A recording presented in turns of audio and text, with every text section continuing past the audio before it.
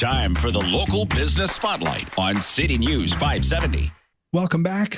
Larry Fedoruk sitting in for Mike Farwell. 5 minutes with Farwell today in our Spotlight with the broker of record for Twin City, Faisal Susiwala Realty. Faisal Susiwala joining us now. Hello, Faisal.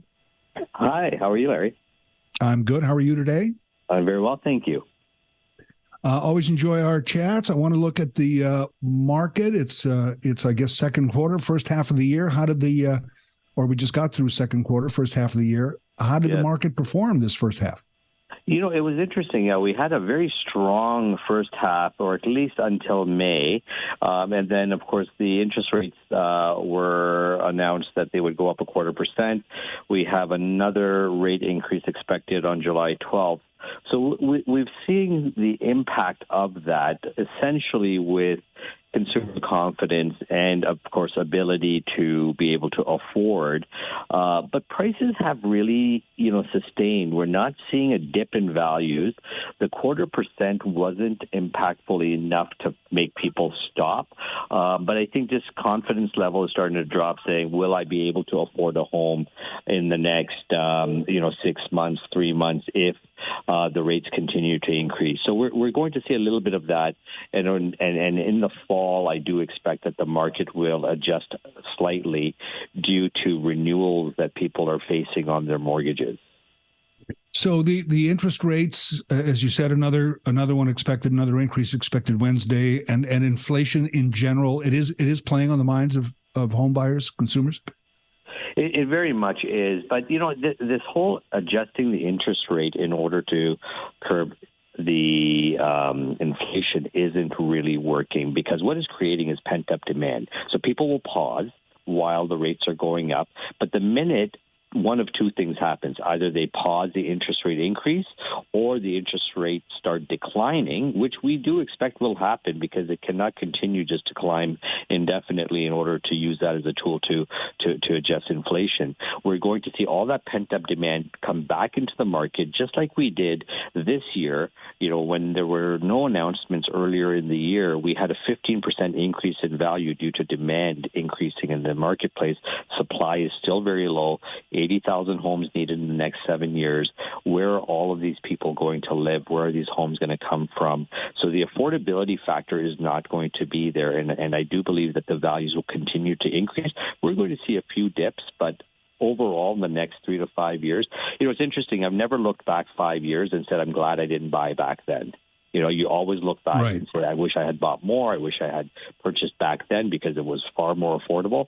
So that's the same sentiment we're going to have moving forward.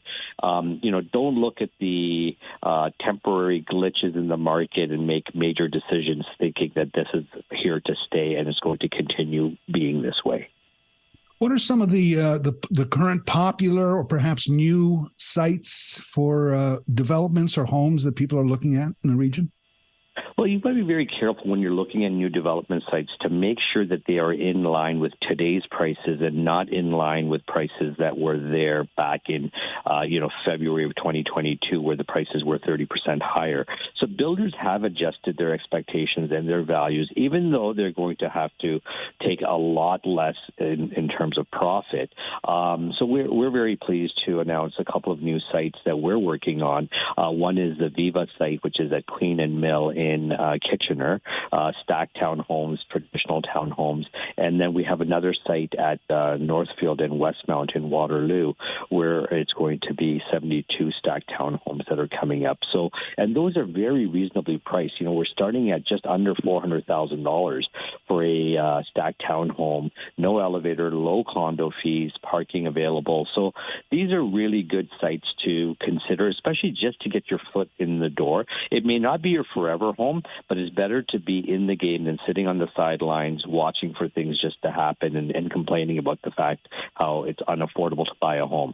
Get into something, even if it's not the home that you're dreaming of. I always like the expression, get your foot in the door, because not only do you do that, but it's your door. Exactly. You own the door now. So, very good point. I'm going to remind people about that. You're welcome to use that. You mentioned the fall. And what else can we look to in the market for the fall? So for buyers, yes, you're going to see higher interest rates. There's no question about that. But unfortunately, I do feel there's a lot of homeowners who have leveraged their lines of credit, or simply the 2018 buyers who had 5-year mortgages are coming up for renewal, and there is going to be some effect on the market due to that, because the renewals are coming in much higher. Affordability isn't there, so we may see some inventory hitting the market, late fall. People can only hold on or sustain for as long as they can afford to. But when you had 1.8 or 2.5% interest rates, and it was on an open variable, and now it's locking in at 5.5 or 5.8%, that $3,000 a month payment is going to be closer to $5,000 or $6,000 per month, and that is not sustainable by most households. All right. So it's still a good time to buy or sell. I mean, I think you made that point. It's, about the referencing 5 years ago and all that kind of stuff. I guess it's always kind of a good time. It is a good time. You have to read the market, and you have to know your personal situation and forecast. Like, where am I going to be in a year? Am I biting off more than I can chew? Or am I able to extend myself a little bit, because this is the right time to be able to extend a bit, because the affordability is there.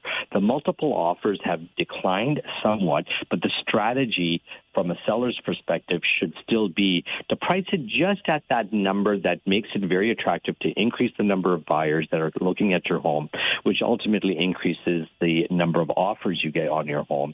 And lastly, it'll increase the selling price of your home. So the strategies are very important, and really looking at it from a thoughtful approach and not sort of jumping into some sort of a scenario is important. And that's where, good advice, talk to your realtors, talk to your accountants, talk to your lawyers, and get proper advice before making a decision. Always so informative. Faisal, thank you so much. My pleasure. Great talking to you today. Faisal Susiwala is the broker of record for Twin City. Faisal Susiwala Realty. 5 Minutes with Farwell. I'm Larry Fedoruk, filling in here this week on City News 570. We'll be right back. The local business spotlight, where your business comes first on City News 570.